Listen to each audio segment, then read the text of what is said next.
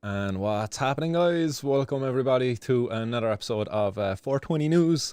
420 News brought to you by Martin's World, and I'm your show host, Martin Condon. What's happening out there, guys? I see a number of you already getting the comments in there, guys. Welcome along to another episode of the 420 News. Mistawa is Shine on the Bucket, Hype TCK. I am Toby, Podge, Rudy, Cookie Monster. What's going on, guys? Hope you're all good. I'm doing mighty fine. I see you're all asking. So yeah, doing great. So hopefully, likewise, you're doing great out there as well, guys. Fingers crossed my audio's going through fine. John, nice one there for giving the old stream a share as well, man. You're a legend.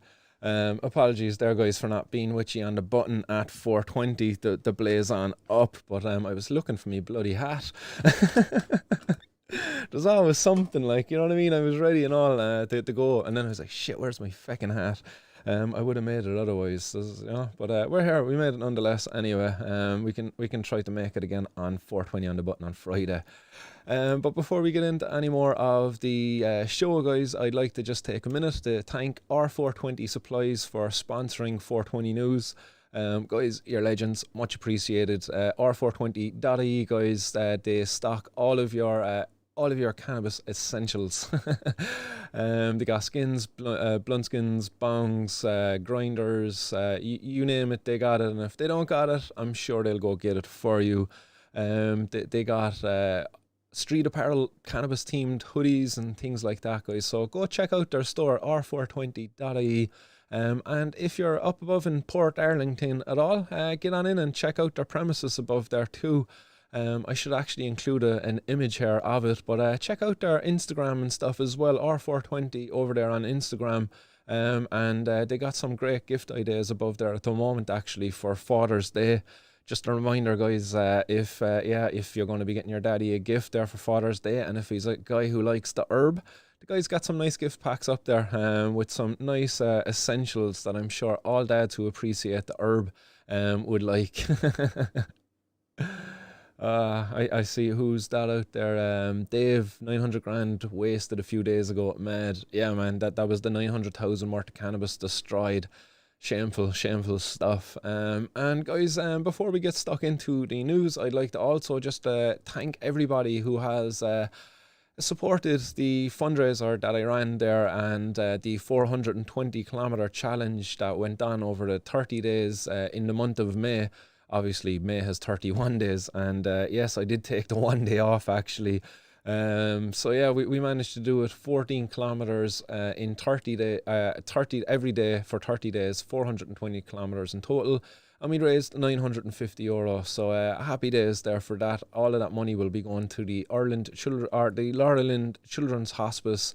So thanks very much everybody who's donated and liked and shared that campaign as it went on.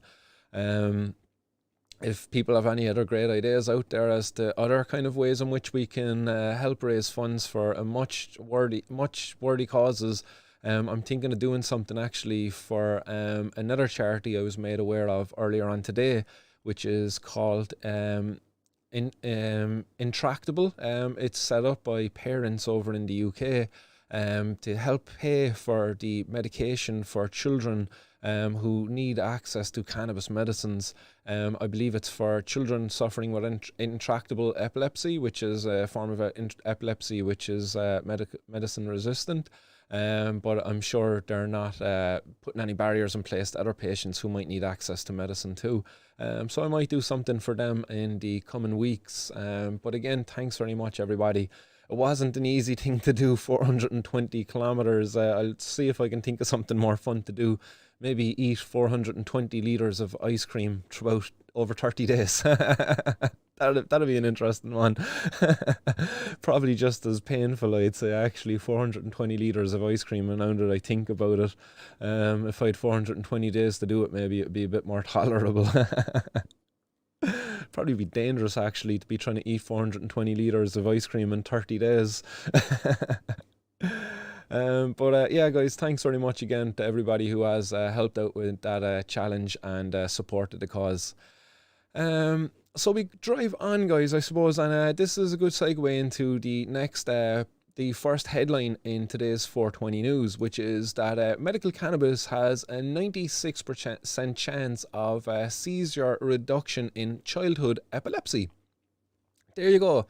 Who'd have thought it? Cannabis is an effective medicine for kids with epilepsy, yet still cannabis remains a Schedule 1 drug, meaning it has a high potential for abuse and has little to no medicinal qualities. Absolutely shameful stuff that this lie has been allowed to continue to this day. Still to this day, you know, we have the Medical Cannabis Access Program out there where kids who suffer with epilepsy have to undergo treatment from other more dangerous drugs before they're allowed access to cannabis, which, as this study, and this is a part of a study that was conducted over in the UK, where they came out and said that cannabis has a 96% chance of seizure reduction. This is a part of research that was done with drug science, including people like Professor David Nutt. He's the founder of drug science and an investigator on the study. He says the findings show that cannabis-based medicines are not only safe, but a child has a 96% chance of having a significant reduction in seizures were they to be prescribed cannabis medicines. The best clinical outcomes of typically prescribed NHS medications such as benzodiazepines or even Epidiolex. And Epidiolex, which, if you don't know, guys, is a CBD-based drug from GW Pharmaceuticals. Professor David Nutt says these are less than 50% effective at reducing the seizure activity in the children. So compare 50% to 96%. Which one would you prefer? Would you prefer the one that is 96% chance of being effective or the 50% one? And guess what, guys? Which one is funded by the NHS? The one that is 50% effective. The 96% effective medicines are still not allowed or are not prescribed by the NHS. They're not funded by the NHS. So parents like Karen Gray, who I interviewed earlier today, and I should have that interview released to you very soon, along with Amy's one too. But parents like Karen Gray still have to raise an extortionate amount of money every month in order to fund their child's cannabis medication. Criminal stuff that's going on out there in order to perpetuate this war on drugs, this prohibition of cannabis. Man, absolutely. Like, the only crime that's going on out there is the continuation of this prohibition that keeps in place a massive barrier that not only restricts the research into cannabis medicine, but it restricts the access to the medicine for the patients. It doesn't restrict access to the children on the street. The children on the street are still getting cannabis, and they're getting it from dealers who are willing to give them some horrible stuff, which will be touched off of in the next news piece. But researchers carried out an audit of real-world evidence on 21 patients with a range of severe childhood epilepsies. From the patients enrolled in the study, there was an 84% reduction in the seizure frequency across the cohort, with no significant adverse events. Patients also demonstrated a reduction in the use of anti-epileptic drugs after beginning treatment. So that there was very positive findings here from this research that was carried out over in the UK. But yet still here in Ireland, you know, we're not going to be allowed access to this as a frontline medicine. We have to undergo treatment from these other more harmful drugs first. These other anti-epileptic drugs, which, you know, have very toxic effects on the human body from prolonged use.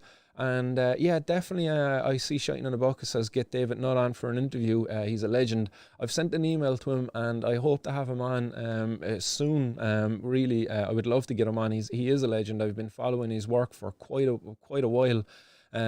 But it's a shameful stuff that this is still denied access here, and it's not a frontline medicine, that the doctors aren't up in arms, you know, for their patients to say, hey, come here, why aren't we allowed to prescribe this to patients? Why is Vera Toomey still having to fight the Irish government still to this day?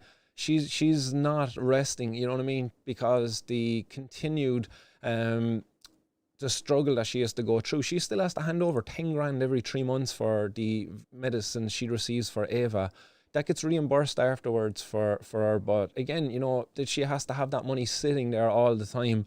If anything were to happen, should an emergency arise and she need access to that money for maybe one of her other kids might need money for whatever, who knows what emergency could arise in a parent's life where they need the money. And then, they're left in a situation where they now don't have money to put out there for Ava's medicine, which the government would reimburse afterwards. Like, why can't the Irish government, much like the NHS, why can't either of these governments provide for the patients who need it? Again, Karen Gray, who was on the podcast with me earlier, was talking about, the struggles that she goes through. Her husband has an app called, it's a Wi-Fi blocker. I think it might be actually called Wi-Fi blocker.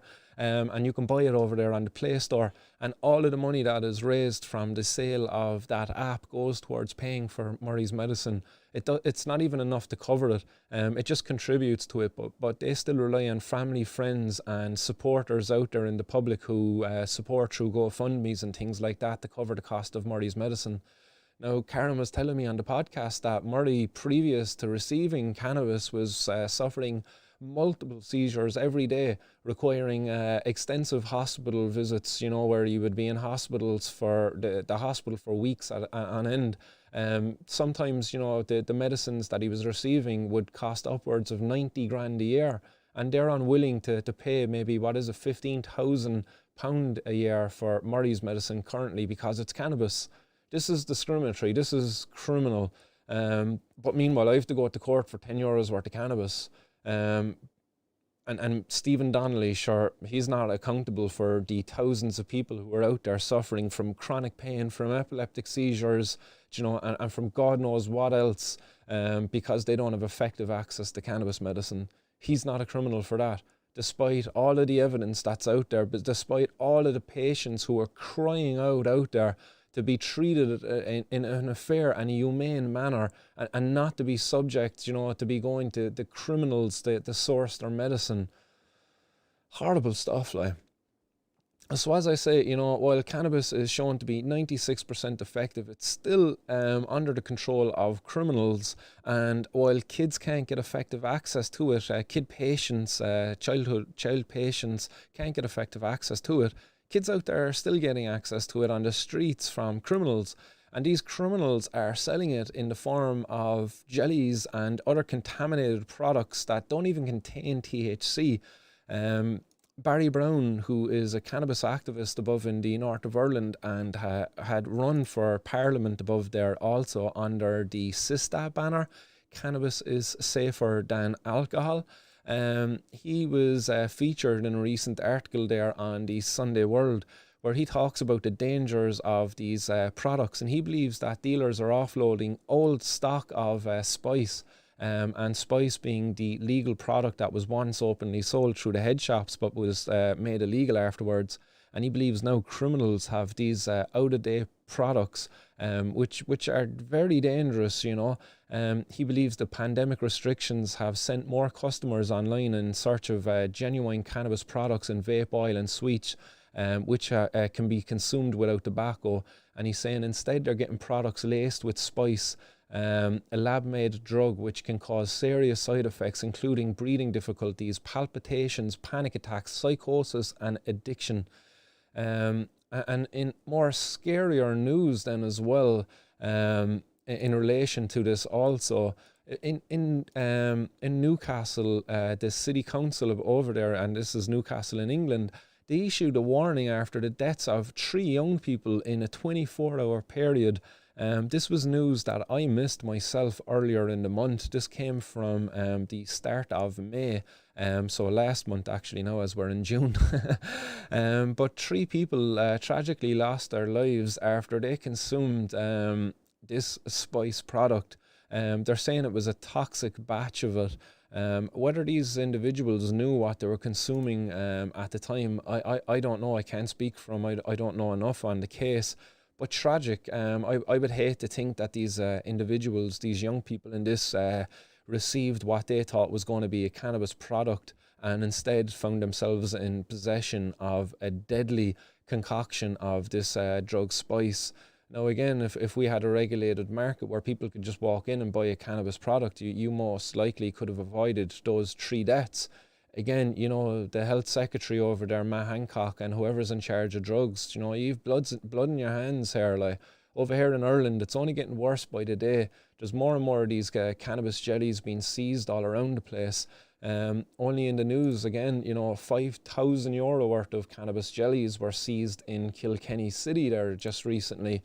This was after Gardai carried out searches on a number of properties in the city, and they seized over €5,000 worth of the jellies. In one search at a property and a housing estate on the outskirts of the city, they found a significant amount of the jellies, which were concealed along with a batch of cocaine also. That was valued at being over four grand.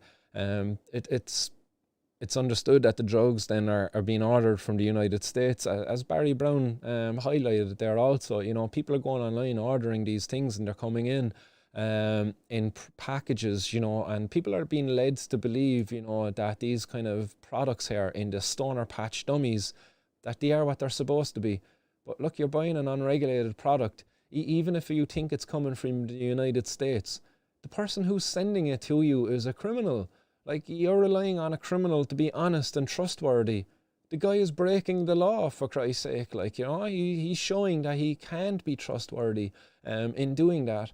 But you, as a person, you don't have any other options really but to trust a criminal, unfortunately. And that's the regulator's fault. That's the policymaker's fault here, by and large. The Gardaí are powerless. You know, they're all they can do is keep seizing these things. And the criminals are just going to keep bringing it in, and our kids are going to keep getting brought to hospital then, and possibly, you know, potentially, I haven't seen it yet, but potentially losing their lives. Sad. And it really is sad. You know, what one user actually of these products, a student in Oma, who didn't want to give his real name when sharing his story. And he said that when he took the gummies, and he thought it was actually going to be a cannabis product, he didn't realize that it was going to be one of these adulterated ones that had the knockoff spice inside it. But he says that he's 20 years of age and he was looking for a gentle high, but instead what he got was 2 hours of terror, which he has no doubt says was no doubt caused by spice. He says the gummies were little rings covered in sugar, and the packaging said they come from a company in California. With THC, when you take gummies, you wait a half hour and start feeling relaxed and tired and a bit giggly, and that would be the height of it. And this is what Sean said he was expecting to be experiencing, having tried cannabis gummies in the past and having no problem at all with them in the past. But he said on this occasion with these gummies, he said he went to a friend's house and took 2 of them and was sitting there on the couch and started to feel it. He said I started getting hotter and hotter until the sweat was dripping off of me. He said I started to feel my heart rate go up and up. He said I could feel my pulse in my head. And I think that's something I might have described here. You know what I mean? The kind of the pulsation feeling in your head. Do you know, it was womp, womp, womp, going with your heartbeat, like, do you know what I mean? And getting faster and faster and faster. A very, very scary experience to be going through. For me, it was quite intense and very uncomfortable. And much like Sean, I found myself having to go to the bathroom. I went to the bathroom because I was feeling nauseous and felt like I was going to get sick. But Sean says and Sean not being his real name, says that he went to the bathroom to control his breathing. He says that he thought he was going to have a heart attack, and it went on for about 2 hours. He said he genuinely didn't think he was going to leave that house alive, and he thought that he was going to be brought out of there instead in a body bag. Afterwards he said he had a really bad headache, and he was pouring water into himself. He says his friends have had similar experiences using vape oil, which was also, they believe, to be spiked with the spice drug, which was being sold as THC oil. So again, guys, be very careful of what you're buying out there. Be very cautious, because you just can't really trust this stuff. Be very wide, like literally, like I see Kieran saying he had the same experience with cola flavored ones. I could hear my heart rate in my ears and in my eardrums, and never again. Yeah, exactly, lads. Be very cautious. Like, you don't want to be consuming this stuff. Know your source. As I said, like, I knew my source when I got some gummies, but there was other times I ate gummies that I didn't really know the source too well, and nothing happened. Thank God nothing happened. I didn't really even feel high after them. I reckon they were duds or something, like, you know.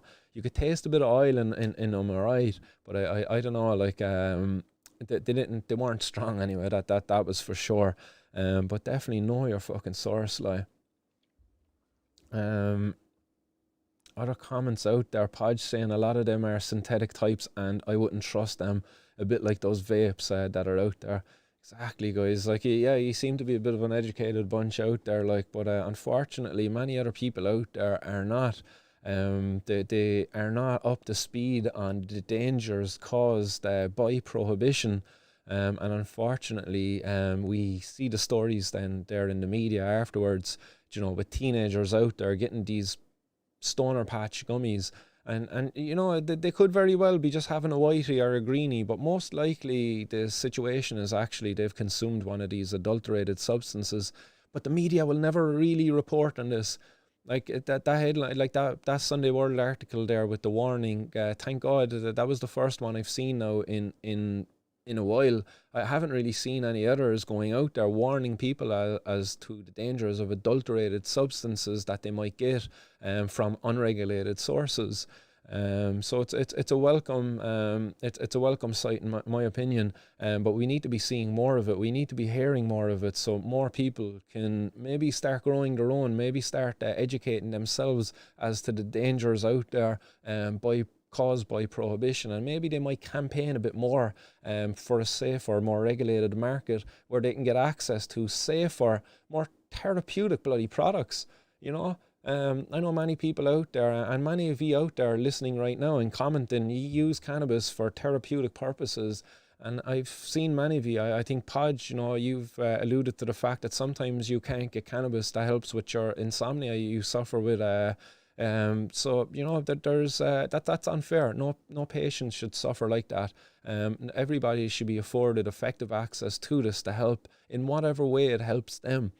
Shame on any person who gets in between a person and a higher quality of life. And that's kind of it really, guys, for Ireland today. Thank God, you know, for the Irish raids, actually, thank God, we don't have any more negative news to be reporting from here on out. So I think there's a little celebration in order, because I kind of forgot to pack up an old 420 bowl with you, as I was a little bit belated in joining you. So I'll pack up a bowl here before we head into the next news piece, because the next news piece is a welcome one. It's a good one as well. While it's something I warn about on the show, it's something I think is good to be seeing, which is that Amazon is now after supporting calls for the federal cannabis legalization, which is great. Federal cannabis legalization is something that really needs to happen in order to open up wider cannabis, the wider cannabis access, or the wider cannabis market industry, call it what you will. Even people like Ben and Jerry's now are kind of getting even behind this call for the federal legalization of cannabis. Ben and Jerry's about 3 years ago now, they said, look, once federal legalization of cannabis happens, we will be releasing a line of cannabis-infused ice creams, CBD products. I'm not too sure if they're going to be getting into the range of THC, but I don't see why they wouldn't, because they'd be fucking great at it. I would love some cannabis-infused ice cream from Ben and Jerry's. Like, sure, why the fuck not? Like, obviously, I would love to see some artisan, local craft ice cream producers, call them what you will, but look, Ben and Jerry do some kick-ass ice cream, like, in fairness, like. So this is great, like Amazon, Ben and Jerry's, and the other big names out there now supporting the calls for federal cannabis legalization. Hopefully it helps to happen, but at the same time, guys, be very cautious of this, you know, because this big industry, this is really going to displace a lot of small businesses and things like that, and that's something that even the campaigners over there are worried about now, that once federal legalization that happens, that all of these big companies, these big players who are sitting on the sidelines all along, will now come in and start offloading their products on the market, which many of the smaller producers won't be able to compete with. Many of the smaller producers then will probably be put out of business then because of this. So that's just something to be cautious of, you know. Just always remember who was there before the big guys came in and supported the market. But definitely this is something I think is a welcome thing, because this is big power now behind the support of federal legalization of cannabis in America. And once that happens, guys, once federal legalization of cannabis happens in America, watch the house of cards just tumble, you know. Once America federally legalizes cannabis, like there's very little argument then for Ireland, you know, to continue with our prohibition of cannabis here. Well, why would we do it? Canada, America, Uruguay, Mexico, like literally like half of the world across there like has opened up the doorway, you know. Why not? Like Ireland could be the leaders of cannabis in Europe, if we were to be, you know, the first one to open up and say like, look, we're going to decriminalize this. Look, grow whatever you want, lads. Set up whatever businesses you want, obviously following the regulations that they put in place. But look, we need it, like, and we could be we could be leaders in this. We really could. And look, you know, if Amazon's getting behind it, man, they have a lot of business, they have a lot of jobs they could create. John's out there looking for enough for the J, lads. Anybody hook John up with enough for the J? John, look away. You ain't going to like what I'm going to do next, man. This ain't to tease you, bro. But guys, civil disobedience protest here on 420 News, as always. If you got it, guys, spark them on up. Join me in me protest.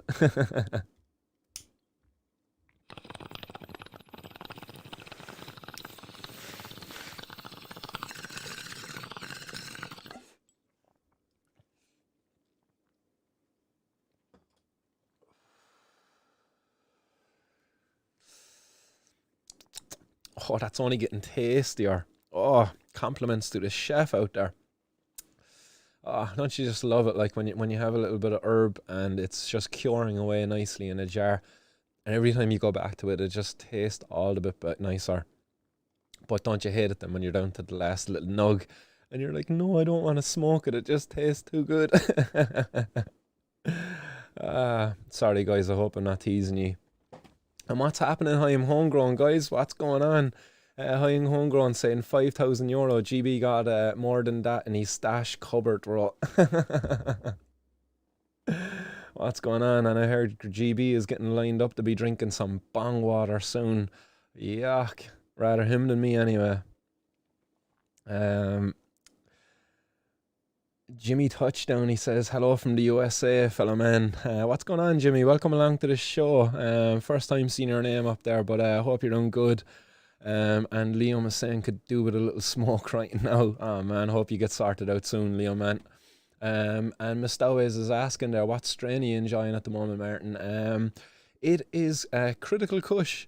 And in fairness, like, I keep getting the same strain from the same guy, and it keeps tasting a little bit different every time he grows it. It's interesting.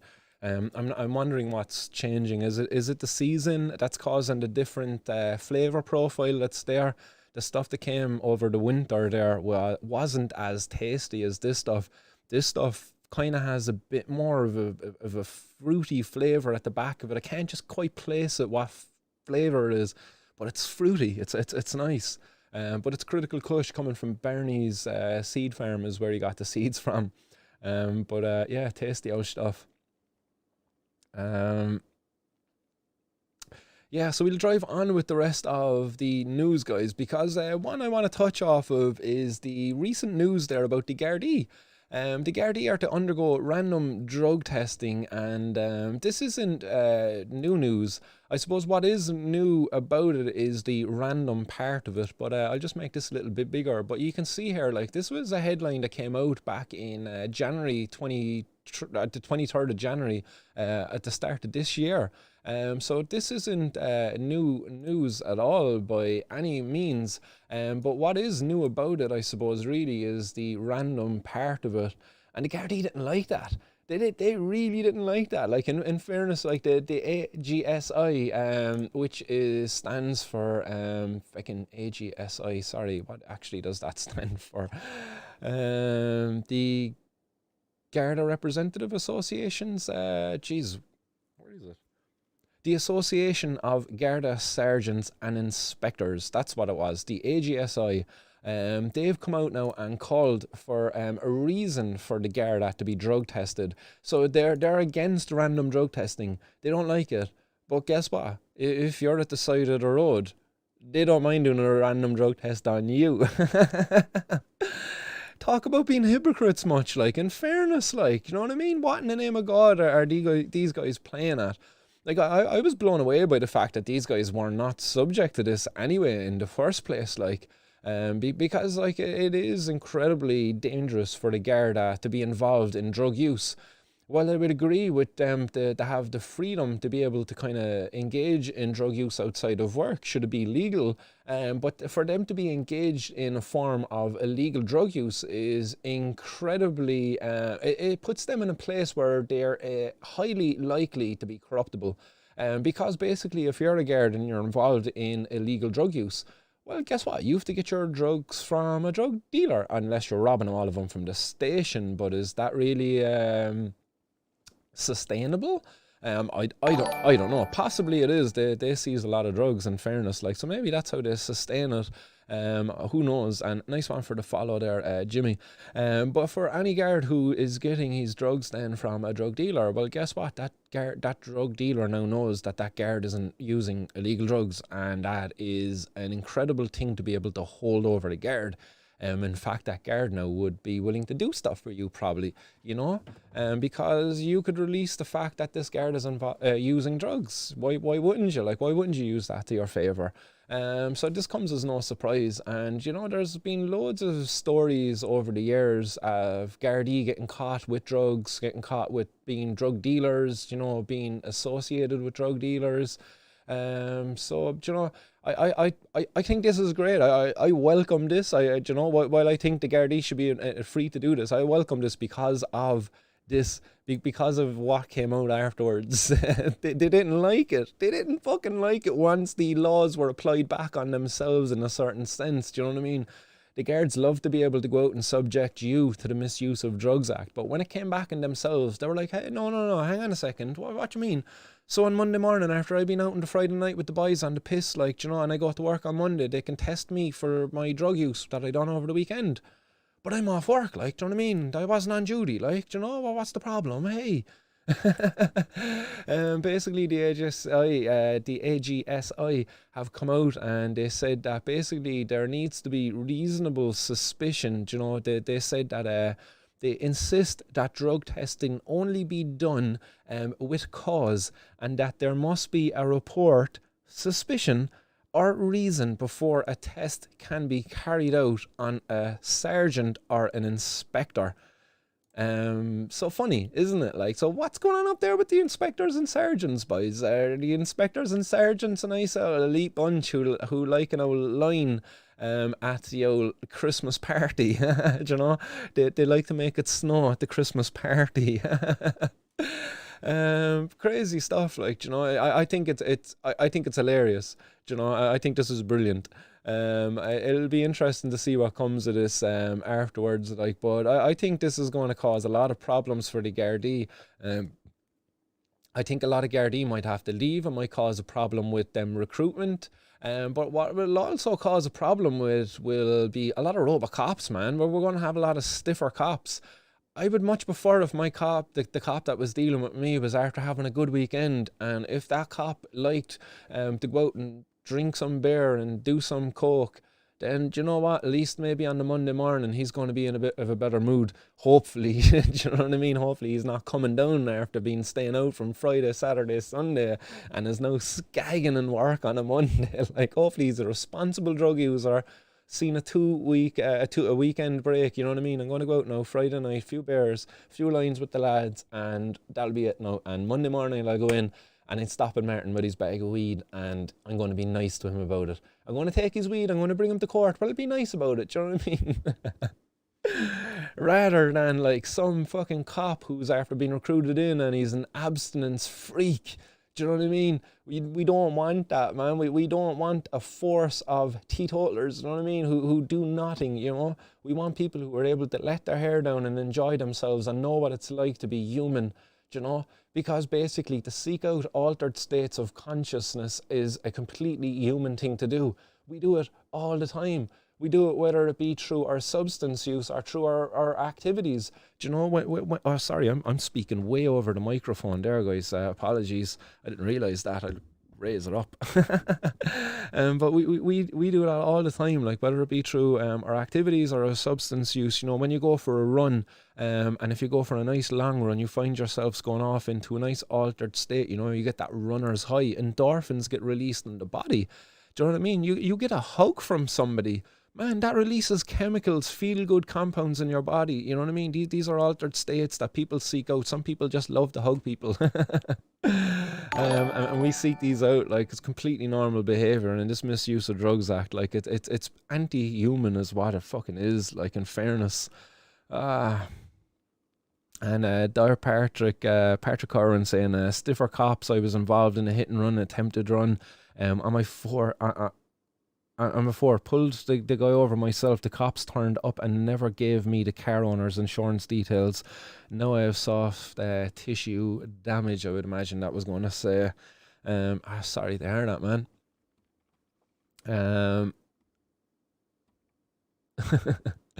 Oh, I'm missing out on the multi-stream chat there, guys. I'm missing out on all of the Facebook comments coming in as well. Apologies there, guys, over on Facebook. But we will drive on there with more news. The drug sniffer dogs, guys. Drug sniffer dogs over in the US are being forced to retire early because of cannabis legalization. And this is because they're finding it's basically impossible to retrain these dogs to not detect cannabis. And that's a problem in states where cannabis is now legal. And basically over in the US, cannabis is legal in 17 states now for adult use, and the medicinal use of it is legal in over 30 states, I believe. So quite a number of states over there now. Over half of America has some form of cannabis legalization, and this has proved a problem now to the cops, because basically if they've got a drug detector dog and they do a stop and search, and you got some legal cannabis in your car, well, that the dog is useless now if he's going to detect on that cannabis. They can't search your vehicle based off of the indication given by the dog. Sorry, just going to grab me Ishka. So happy days. That's what I say. Happy days for those dogs. They don't have to be going out there wasting their times anymore. And much is the case for a dog by the name of Mambo. And Mambo is a drug dog in the the Cumberland police force, I suppose. And he was a dog under the handler of Daryl Hodges, and Daryl Hodges is the county sheriff in Cumberland, and he says his office recently had to retire its drug detecting canine, a Belgian Malinois named Mambo. He said his 17-person department doesn't have the money to purchase and train a new dog. He says as a dog handler, he says you work with them day in, day out, and they become a part of you, and to take that and to just take it away is kind of tough, he said. Hodges said all turned out well for Mambo, who was adopted by his handler, and he says the dog is actually living a wonderful life now. He has his own bedroom and is in a house and is getting spoiled rotten as a dog should. Yeah, you know what I mean? This dog shouldn't be out there ruining people's lives. And I asked drug dog Bailey what his opinion was about it, and he had this to say. He says, you know what I mean, Martin? He goes, you're right, man, we need to legalise cannabis. Drug dog Bailey, he says he wants to be retired and he wants to be spoiled rotten. He says he hates seeing the human's face when they're scared and terrified after he detects on the cannabis when he finds it on them. He doesn't like doing that to people. He says he wants to help people. He wishes that when he was being trained to detect things, that he was trained to detect maybe bombs, because he says nobody is ever upset when he finds a bomb. He says everybody's always happy. So drug for Drug Dog Bailey, guys, we all need to fight hard to free Bailey. Free Drug Dog Bailey. He doesn't want to be forced to detect on cannabis any longer, because that's mostly what he finds anyway, is what he tells me, and he's sick of it. So guys, get out there and campaign hard, and let's fight to free Drug Dog Bailey. And John, stop giving out, man. I'm not ignoring you, lad. I'm not ignoring you. It's this bloody Streamlabs. I keep on forgetting to hit the multi-stream chat option there, and it gives me the feed from all of the chats. And I see you're very chatty over there on Facebook, lads. So much appreciated. I see Dave's over there. John Roach, what's going on, guys? Keith. Much appreciated, guys, for all your comments coming in. John Roach says, I've epilepsy and use it as my medication, and works better than any of the meds. Just legalize it, for God's sake. You can buy tobacco with a load of chemicals and die, but can buy weed but can't buy weed to survive. Man, dead right, John. And John, if you ever want to come on the show, man, and share your experiences as a patient out there, I gladly have you on any time at all that suits you. But much appreciated for sharing your comments there, and I'm glad I looked back through them there now and spotted it before it disappeared from the feed anyway, as I'm here live.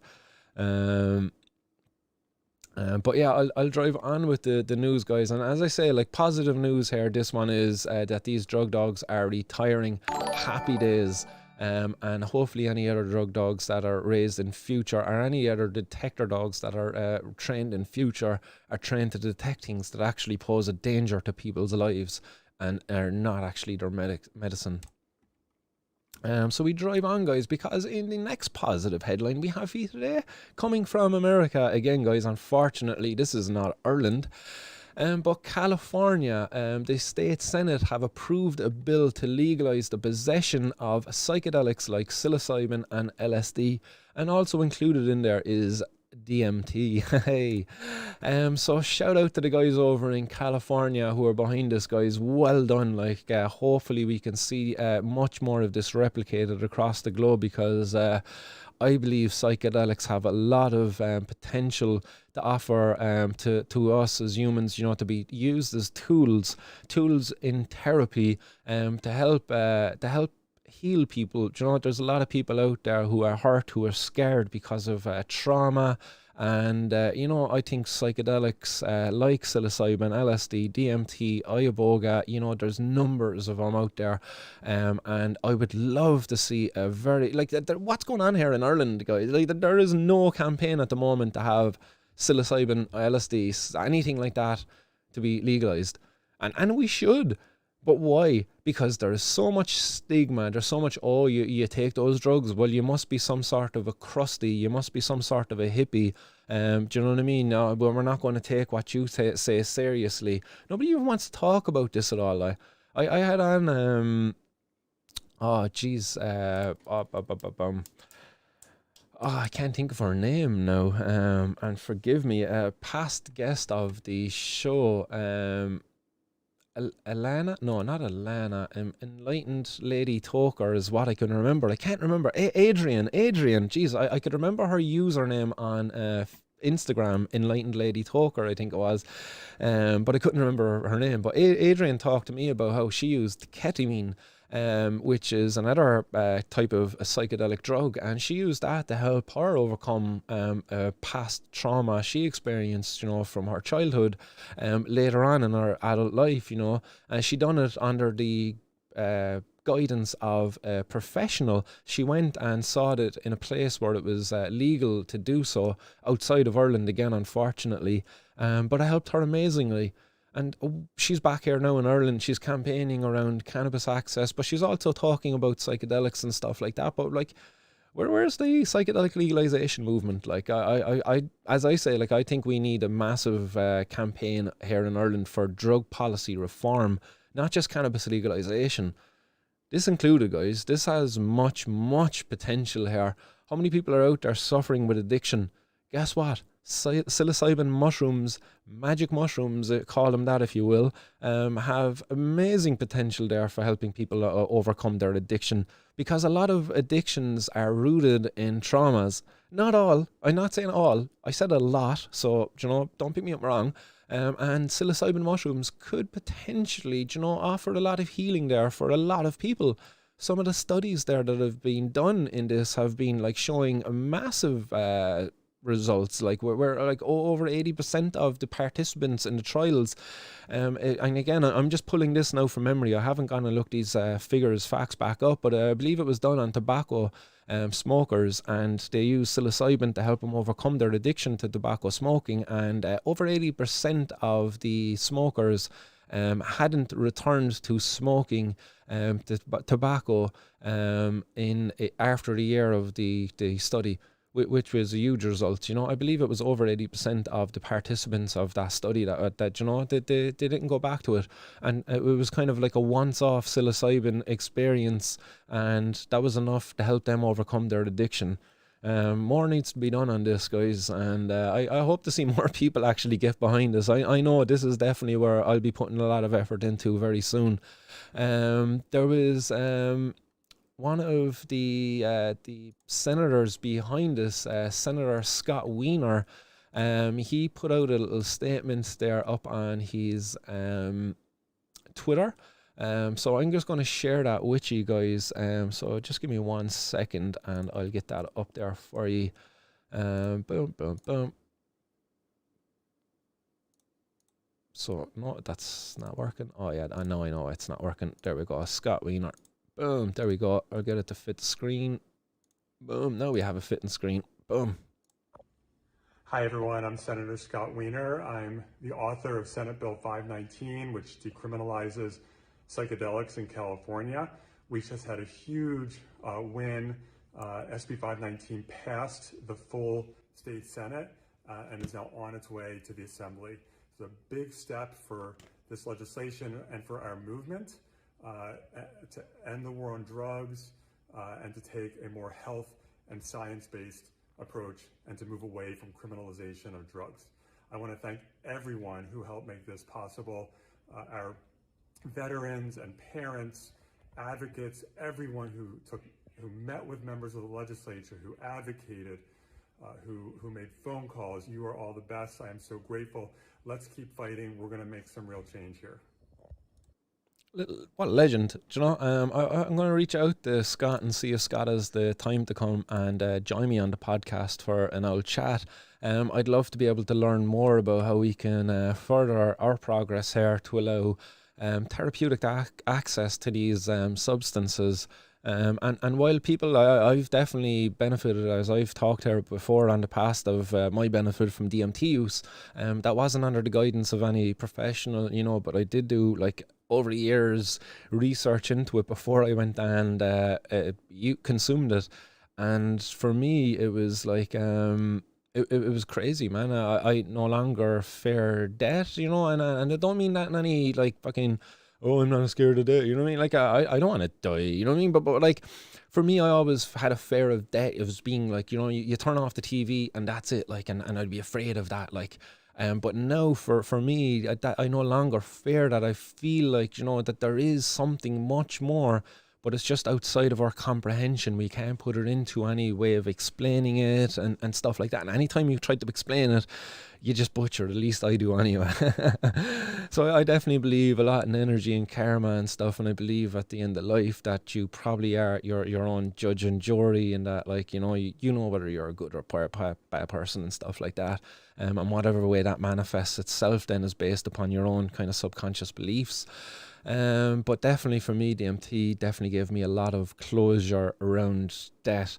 That hopefully, and it didn't give me certainty, but it gave me a lot more optimism that there's something else. Like, there's a lot more, to life than we understand it in this kind of this physical sense. Do you know what I mean? In this kind of a meatbag form. So yeah, DMT definitely has a lot to offer people. Like, but do your research, guys. Don't go exposing yourselves to these things without first doing your diligent homework. Paying due diligence. Jeez, getting tongue-tied there now on that one. Patrick Curran says the psychedelic movement are chasing their own dragons. Dave Cogan's saying it was 60%. Was it 60%? Okay. And scitanist also saying that MDMA was also just reported to be a near cure for PTSD. 67% is patients in the trials are essentially PTSD free. Happy days, man. That's always great to hear. I know MAPS were making fucking tremendous progress there with MDMA research. I haven't followed up actually. Maybe I'll actually reach out to them.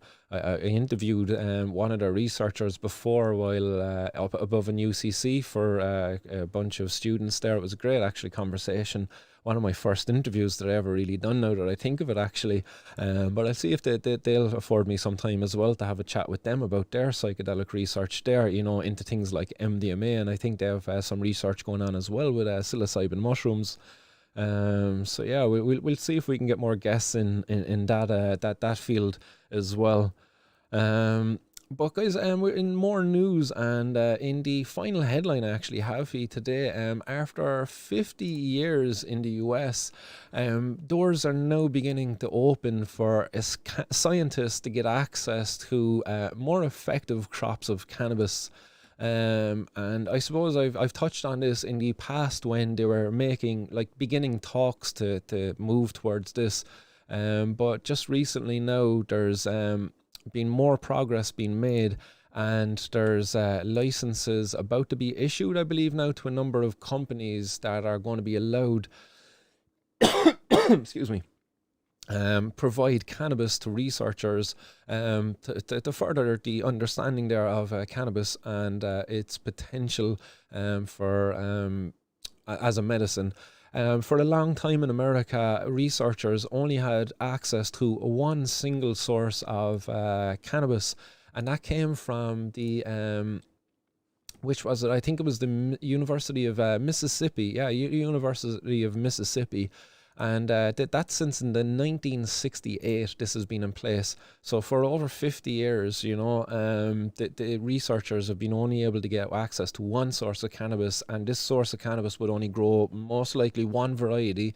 And complaints that were made over the years about the cannabis from researchers included receiving moldy samples, receiving damp samples, receiving seeds and stems, lots of seeds and stems in their samples of cannabis. You know, as we all know, guys, if you know, when you get cannabis, you want it to be sensimelia. Why is that? Because sensimelia cannabis produces better potency, better terpenes, better flavor profile. You know, all of the above. It's just higher quality. And they were sending researchers like literally seed-laden buds that virtually contained sometimes like little to no THC.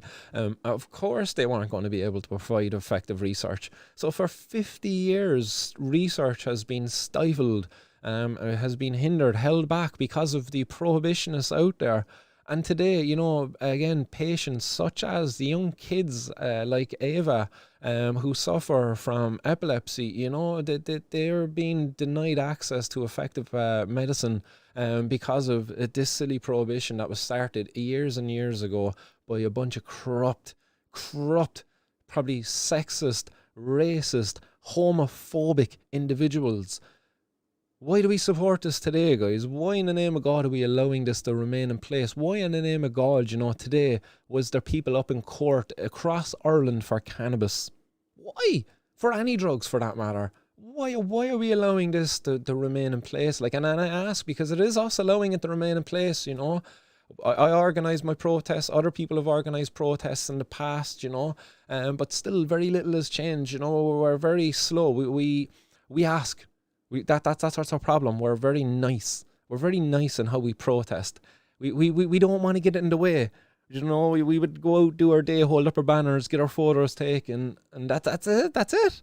Man, where's the fucking sit-ins? Where's the occupies? Like, do you know what I mean? Like, where is the real fucking protest, the civil disobedience that is going to get the attention that this issue deserves? Do you know, it really deserves it because it's an issue that could be solved rather easily. The the problem around the prohibition of drugs. It's one that our legislators could literally decriminalise the drug user overnight, and they could start working straight away, put in place, working committees that will draft legislation that will best protect the young people out there and the drug consumers too. Why aren't we working towards this? Why? I just really don't understand it. It's such an easy thing that we could do.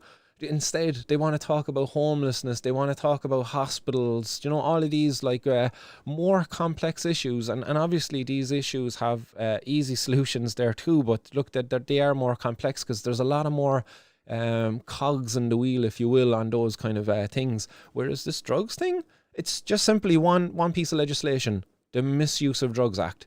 It's one piece of legislation. We could just literally scrap it. We can reform it, redraft it, whatever. It's not fit for purpose. It's putting the Irish public in harm's way currently. We need to rise up against this, guys, because it's something that they could really change so easily, so fucking easily. And we have to stop asking, we have to demand, and not only demand, but fight for it in a peaceful way, but utilising civil disobedience. Again, look at the Gandhi, the movements over there in India, a peaceful protest, a massive movement of people just saying, no, we're not going to be a part of our own oppression any longer. We're not going to be a part of the destruction of our communities by supporting these policies that see the rise of organised crime gangs who corrupt our kids, who sell tainted drugs to the drug users out there. And they don't do any good for us. So we really need to rise up against this.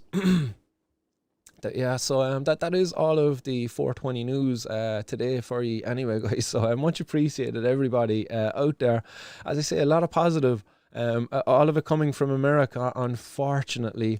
One piece coming, the earlier piece, the positive headline there coming from the UK. That one was, no positive news to report from Ireland outside of, maybe the comical piece here with the Gardai undergoing random drug testing, I wish, man, I wish I could have some positive news to really report on from Ireland, but unfortunately we've a bunch of fucking clowns in charge above there in the Irish government, and I just don't know how long it's going to be until I get to report on something unless we see a massive movement from the people out there. Hopefully soon, guys. Hopefully soon. I won't be giving up hope on you anyway, guys. I will be organising events. I will be calling for people to get out there in public and support this, because the patient, we can't be relying on the patients to do it. They deserve more. The people out there suffering, we shouldn't be relying on them to come out and campaign for medical cannabis, so that once medical cannabis is there, well, look, it'll be easier now for recreational. No, fuck that. That's immoral. That's unethical. We can't do that stuff, lads. Come on, we need to be better than that. Get out of the stoner closet, if you will. If you use cannabis for whatever bloody reason it is, and if you're a healthy, well-able person, God, you should be giving up some percentage of your time, to this campaign, and if you're not, you want to have a good look at yourself as to why you're not. And obviously, guys, look, I know many of you are out there and you've taken part in many campaigns. Podge, I've met you at my protest, man, and I am Toby. I've met yourself as well, and a number of other of you out there as well. I've met you, and I hope to meet many more of you at these events, and I'll continue to do it, guys, and hope that we'll bloody one of these days we'll have a massive amount of people out there. And very soon, guys, we will do an event where I will have some free cannabis for you. It will be a CBD form of cannabis, and hopefully we'll all march to the Garda station, and we're going to fuck up the Forensic Science Ireland, aren't we? Right, so that's it, as I say anyway, guys. I don't have any more news there for you, but I will have a quick old sconce through the old comments. Alex, what's happening, Alex, man? He says, greetings from Vietnam. It's late here, but always happy to catch your stream. Great quality and topics. Keep fighting the good fight, my friend. Alex, I'm delighted to see your comment there, man. I hope you're doing good, and I love seeing your pictures there coming in from Vietnam, man. It's a beautiful part of the country or of the world, and yeah, I hope to get back over to Thailand there myself sometime. And if I do get over there, man, I'll certainly take an old trip across the border there and say howdy. But thanks, man. I'm delighted to see your comment there now, man. It's been too long. Um, Scatanist, what's going on? Saying sorry to Podge, my chat blocks the like button. Other comments out there, guys. Scatanist says that's from Maps. Their phase 3 results were just released today. Legend, nice one for that, Scatanist, man. Updating the news there. So the results from the Maps phase 3 trials, guys, if you're at all interested, they're out today. So do go have a look at that, because it'll be certainly very interesting, all right, to look into it. And Ross Dr. Greenthumb is saying, I've still to try DMT. It's all about the microdosing. Yeah, I definitely enjoy the old microdosing myself as well. And yeah, I definitely think once you get around to trying the DMT, man, I would love to hear back from you from it, but for me it was quite an experience. Left me speechless.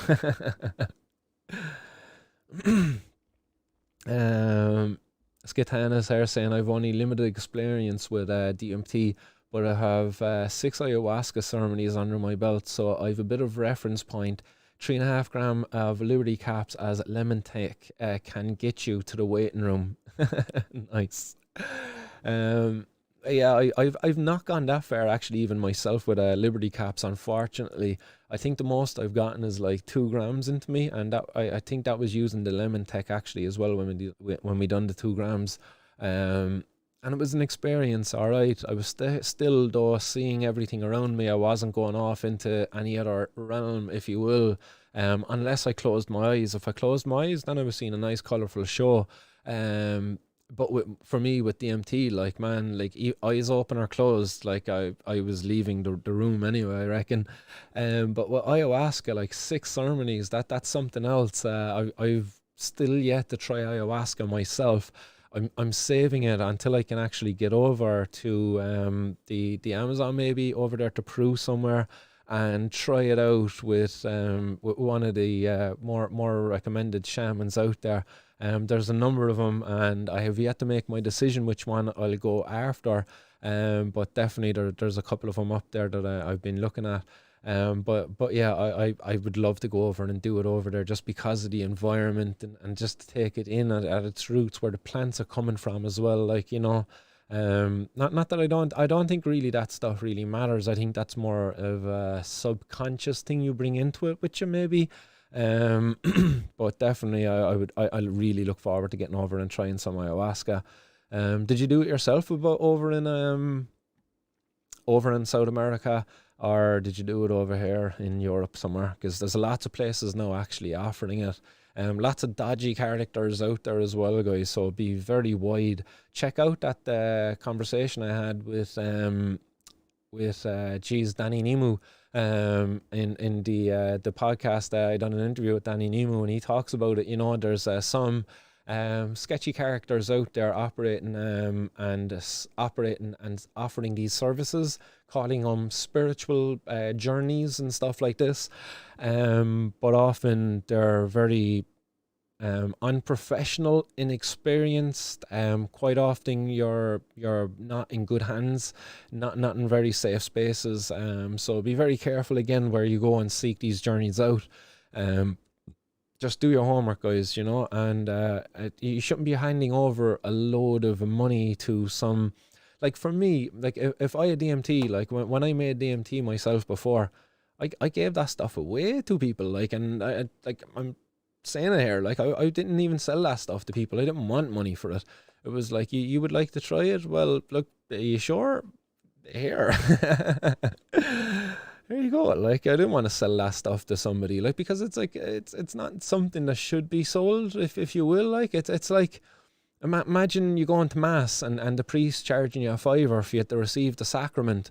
Do you know that they receive the Holy Ghost in your tongue? Like, they wouldn't sit well with you. No, obviously there's a donation box, but that's donation. That's like, if you will, do you know, you shouldn't be. And I see psychedelics as being almost sacramental. I believe them to be sacrament and be sacred.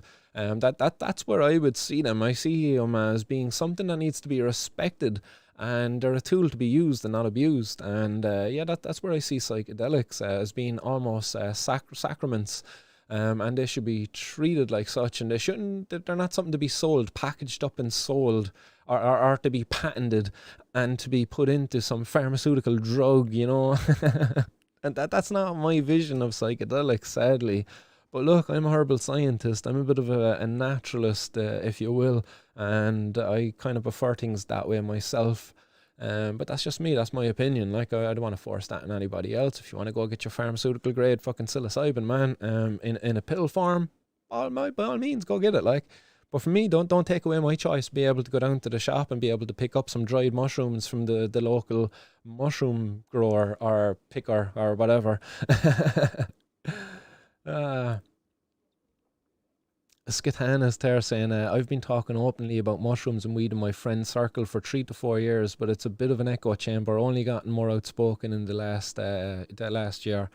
Good to hear that you're getting more outspoken, though. You know what I mean? We all need to be a bit more outspoken about our experiences. I too actually don't talk about my psychedelic experiences with my family. I suppose I probably should.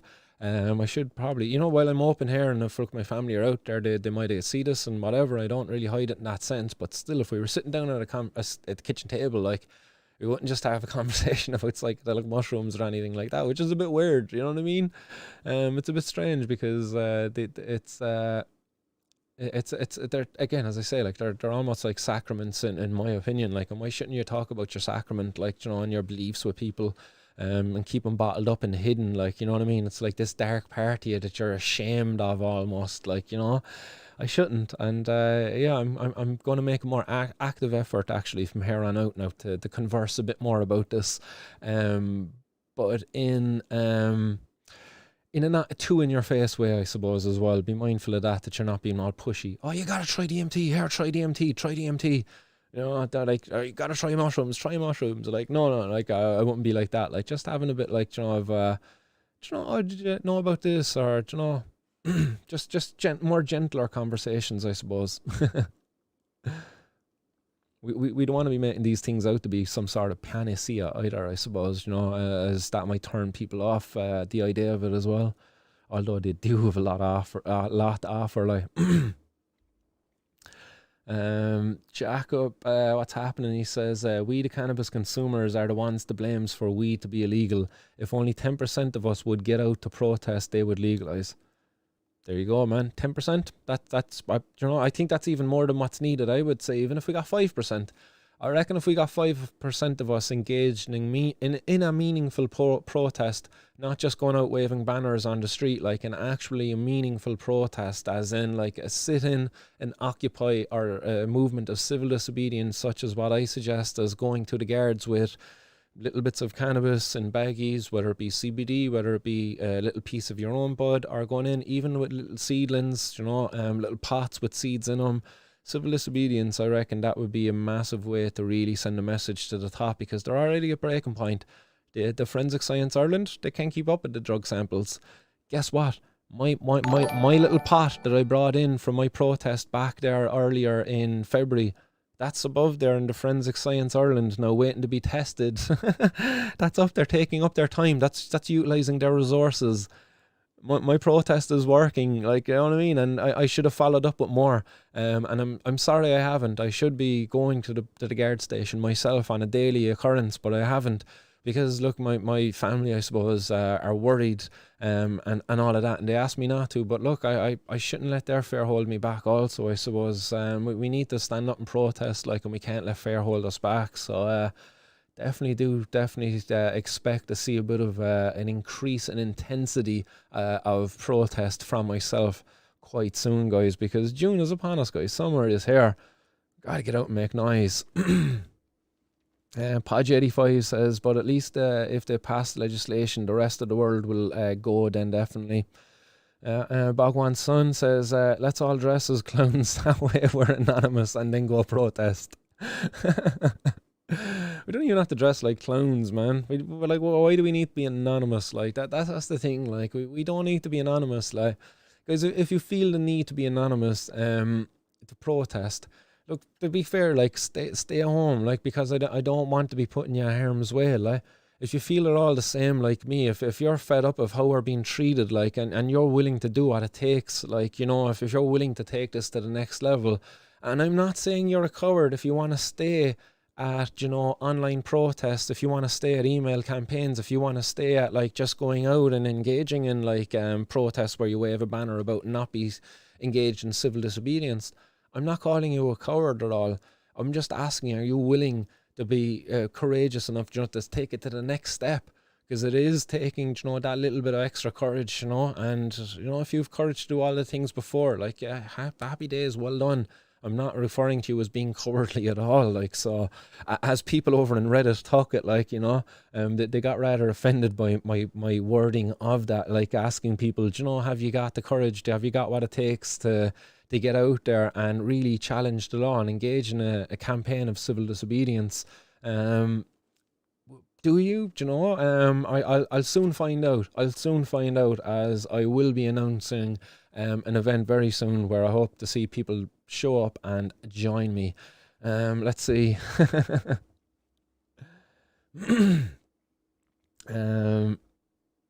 Lee Cassidy, what's happening, Lee? And you're saying I'm in. And Chris Carey, driving law science. Guys, I'll actually have a piece there. I only came across some headlines there around drug driving there again recently. So I'll actually be doing a piece on Friday around drug driving. I might dedicate quite a bit of the show actually Friday to drug driving again. I'll look at some research into it. So I look forward to bringing that one to you on Friday. Yeah, I will pick up on that, driving law science, drug driving. Other comments out there. Podrick Carroll says, winning hearts and minds through research is the way. Activism around the upcoming Citizens Assembly is the way. And he is also saying here, Liberty Caps takes a lot. Better off cultivating cubensis and feeding them tryptophan while growing in the dark. Interesting one. All right, yeah, I'll have to look into that tryptophan one. I've heard something about it all right before. I've grown my own cubensis in the past. Quite an easy thing to do. And yeah, very rewarding too. I loved having my own mushrooms there as well. And took quite a few macro doses. Again, as I say, only ever up to 2 grams. I was never in a good enough space to go deep enough. You know, as I say, I would love to do that with the guidance of a professional, I suppose, really, just to deal with anything that might come up, I suppose, from my own past.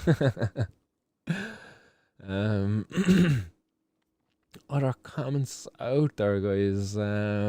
Yeah, Podge saying microdosing Liberty Caps is brilliant and a great pick-me-up as well. And Ross Dr. Green Tom saying ayahuasca is definitely on the list big time.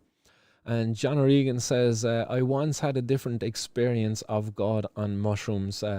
Yeah, we'll have to have a chat about that maybe sometime, John, on the podcast, man, God and mushrooms, because for me anyway, DMT, I definitely had an experience that would have been, I definitely would put the word godly to it. I think, you know, that would describe it in some sense as well, you know, that these were beings, godly entities, you know, if you will. And Mahon Falls, what's happening, Mahon Falls? I just watched David Attenborough's last film on Netflix. It's crazy how much we fucked up this planet. Yeah, and I think that's a relevant thing to bring up here because, you know, the war on drugs has seen a lot of destruction of our planet. Still today, there's governments out there that are looking at spraying nasty, nasty chemicals over massive swaths of land that would see destruction, like indiscriminate destruction of much of the biodiversity below in an effort to target the growers of the coca plant. incredible stuff that like shameful stuff that we do to the planet, in an effort to for this war on drugs. There's no war that doesn't come without victims, unintended victims, and unfortunately, our planet is one of them. Do you know, we have drug traffickers out there who are trafficking drugs, do you know, in inefficient ways, I suppose, really, burning up fuel needlessly when we could be transporting these drugs, utilizing maybe the more efficient transport services, and you would hope they're efficient. But they're surely more efficient than the drug traffickers anyway, like. But instead, like, you know, we destroy them. We burn these plants, you know, in massive incinerators. We burn all of this cocaine. It's incredible destruction of our planet, like, and it's not needed. As well, the production of the cocaine out there in the jungle, like, you know, they literally just cut the bloody. They open up the vats, the big tanks that they use to mix all of the chemicals to extract the alkaloids, and once they're done with the chemicals, they just drain them off into the forest around them, because look, these guys don't care, like. Whereas if you had a manufacturing facility, like these guys would actually have people at the point of where your water would leave the facility to ensure that there's no solvents in the water going back into the system, you know, going back into the wastewater system. They've to ensure that those standards are upkept. That's not followed when it's unregulated, like. So our planet, it's been fucked up needlessly because of that. And that's not even to mention the potential that's there because of hemp, cannabis, if you will. You know what I mean? Cannabis has so much potential in terms of its ability to produce like fibers that are tougher than steel, and lighter.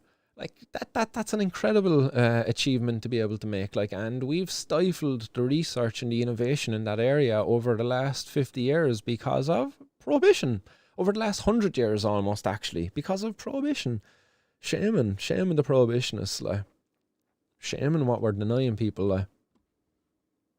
And green tea, what's happening, green tea? Green tea saying thank you for making trimming less tedious. Nice. I'm glad to hear somebody is out there doing a little bit of trimming while listening to Martin's World. That is good to hear. I hope it's a nice bountiful crop that you're harvesting. I hope that the smells that you're enjoying right now are only glorious. I hope your fingers are nice and sticky. And I hope you enjoy some lovely scissor hash then as well, once it's cured up there after a few days. I love helping out come trimming time. I love getting that phone call. Hey Martin, you free? It's trimming time. I'm like, yes, I can't wait, because I get gifted some scissor hash, and afterwards it's like, yes. And that's all I do. I love sitting down. It's therapeutic, actually. And I don't know if you would agree with me. Some people hate it, but for me, I love to sit down. I listen to podcasts as well. While we're doing it, you know, we would throw on a podcast when we'd be doing a bit of trimming. And sometimes we wouldn't say a word to each other for like an hour, and we're just off in the zone, like a bit stoned as well, just trimming away. Like, you know, it's very meditative. I really enjoy it, like. So yeah, I hope you're enjoying that out there anyway, green tea. A nice one for the comment. Dave Cogan says it'll take a long time to get the business of it sorted. It would take a long time to get the business of it sorted, but like the decriminalize the users is something that could be done very easily, and to redirect the resources of our gardaí as well to more meaningful efforts would also be something that could be done rather quickly to sort out the business of it. So why do we care if that's sorted quickly? Like, that's only a bunch of guys making money after all. To be fair, like, it's the human rights aspects of it that I'm more interested in, and also efficient policing of our streets by our gardaí, and them not targeting drug users. Or even drug dealers, I suppose, for that matter, unless, you know, they're doing it illegally. But they have no choice to do it illegally currently. You know, I'm talking about under a regulated model. Obviously, if drugs were regulated, I wouldn't want people to be selling it illegally then, because that would be counterproductive to regulating it, wouldn't it? Mark Alford, what's happening? He says, Medical Mark, big hi. What's going on, man? I hope you're doing good. And Lee Cassidy says, I will be there. Nice one. Good to hear that. I see a few people also saying that they'll be there as well. So it's good to hear that I've got a few supporters who are willing to come out and also, get out there and put themselves out on the line. As we should be. We shouldn't be afraid to go out and challenge the law, engage in civil disobedience, like, because what the law is doing is much more harmful to our society than what we're doing. So we really shouldn't be afraid. We have to think of the bigger picture and the long-term goal, really. Like, we can't be thinking of the short-term and what might happen to ourselves. We have to be a bit selfless in this, really, is, I suppose, what I'm asking. That's not an easy thing to do, really. But we have to do it. It's how we're going to overcome it. Like, otherwise we're waiting for the boys, the Amazon. Do we really want to wait for Amazon to come over to Ireland to legalise cannabis? Like, as fucking the blind boy dude said it, like, 5 years. Like, why are we waiting 5 years for Amazon to come over to Ireland to legalise cannabis? Like, sorry, like, no, we can do it now ourselves, and we could do it quick. Like, we could do it this summer. I reckon we could do it this summer. Like, get out there, get out and throw a bet on him, Paddy Power, lads, and let's get out and fucking make it happen, and we win ourselves some money as well in the meantime, so we can open up our dispensaries afterwards.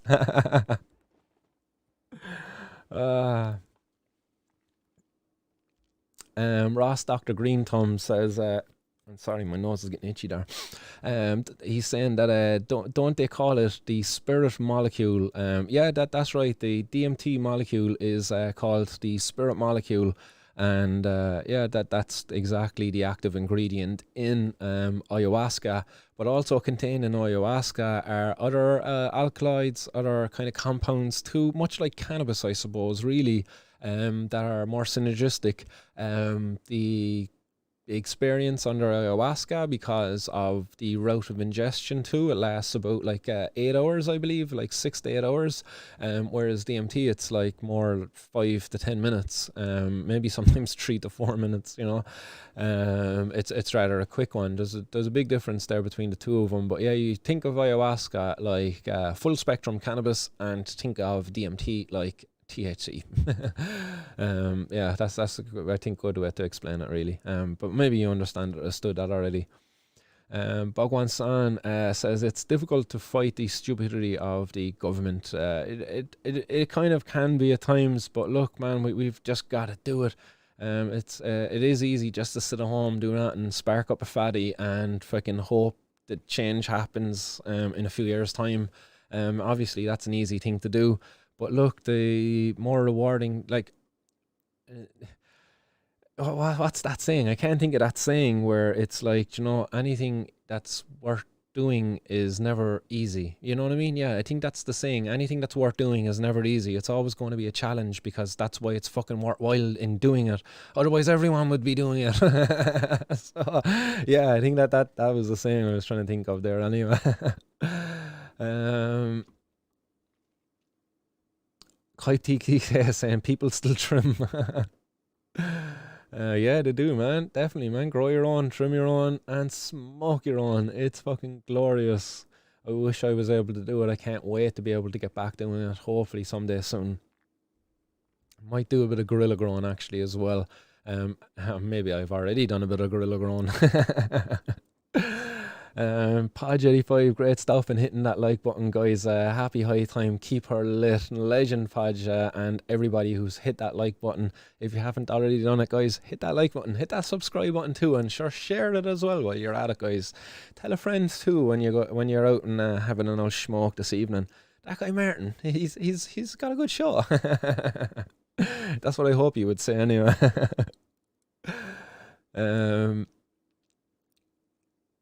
Hype TCK says, wish whoever grows what I get trimmed. And Green Tea says, only wet trimming families at this point. The swearing and cursing comes in 7 to 10 days. Oh, you're only wet trimming the fan leaves. So do you leave it dry, so with all of your sugar leaves on it, and then you trim it again when it's dry with the sugar leaves? Yeah, my buddy prefers to trim it wet. So we'll get together and we'll do all of the trimming, and it goes up in a net then as well. He doesn't hang it up, he throws it into a drying net, and he'll cut the buds like right off of the stem, because having it on the stem, as he says, like slows down the drying a little bit. But look, to each their own. A lot of people like to slow dry it and stuff like that. But to each their own. I definitely have had bad experiences when we tried to do it as you, I think you're suggesting, which is like take the fan leaves off, dry it with the sugar leaves on it, and then come and trim it afterwards. I found in that it just wasn't as enjoyable, because you were trying to be less damaging towards the buds, because you weren't able to press your scissors against it, because it was less forgiving, I suppose, because it was a lot drier, and you would have been knocking off a lot more of the resin then, and you were getting a lot less scissor hash then as well, actually, which was also a negative, because I love the scissor hash. Yeah, you're saying here also hand trimming is much better than machines. You're trying to be very old school, so Dak, I get to know my plants. You're very new, but you LST by hand as well.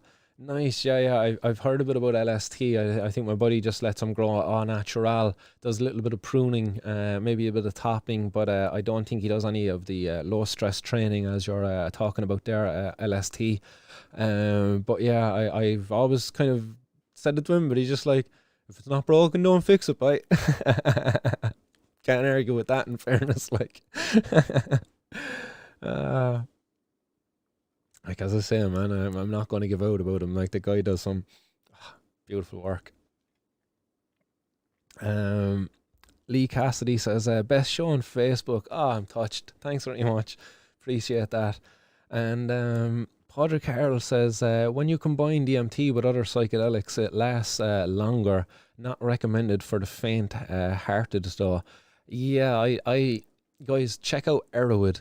I love Erowid, and yeah, just literally Google trip reports and look up guys when they're doing what's like hippie flipping, and there's like Jedi flipping and shit like that, man. There's all sorts of funny terms they have out there for like this sort of poly drug use, where like you're coming up, you're at the peak of an LSD trip and you hit some DMT, and I think that's the Jedi flipping or something like that.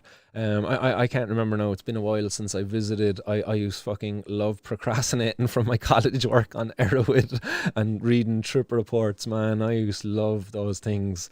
Happy days. But yeah, definitely check out erowid.org, guys, if you're not aware of it. If you want to do research on any psychedelics, they've literally got trip reports for everything up there that you can imagine. Like, it's a great resource. Again, the community, peer-led education, you know, and what better way as well. And unfortunately, the professionals out there in the mainstream are unable to provide for us the education, so we provide it for ourselves through these online resources like Erowid. And really, like, it's provided me with a wealth of knowledge over the years, like, so have to thank them and point people towards it too if you haven't already been aware of it. John Finnegan, what's happening? He says, hopefully you will be doing some protests that are easier for me to access. All buses stopped running in my town and would have to travel 20 miles in the opposite direction to get a train, and change trains twice to get to Cork. Pain in the hole. Feckin' bus Éireann and the government, if you don't live in Dublin, you don't exist. Man, that's a kick in the nuts. Where are you at, John? And sure, we'll bring Martin's World on the road and we'll do a protest above there in your hometown someday, maybe. Let me know where you're at and we'll make it easier. Sure, I got my car and I'll be able to drive up to you, and maybe there might be some more people in your area that'll engage in it too. So yeah, well, let's make that happen. Yeah, Ross there is tagging green tea. And yeah, I think that's all your comments, guys. Dave Cogan says, what's the answer, but well said. Sorry that I forget to answer your question, Dave. Apologies for that. I seem to have maybe lost it, did I? Dave Cogan. Yeah, I seem to have lost your comment there, Dave. So apologies, man. I won't be able to answer your question there if that's referring to me. So apologies for missing that.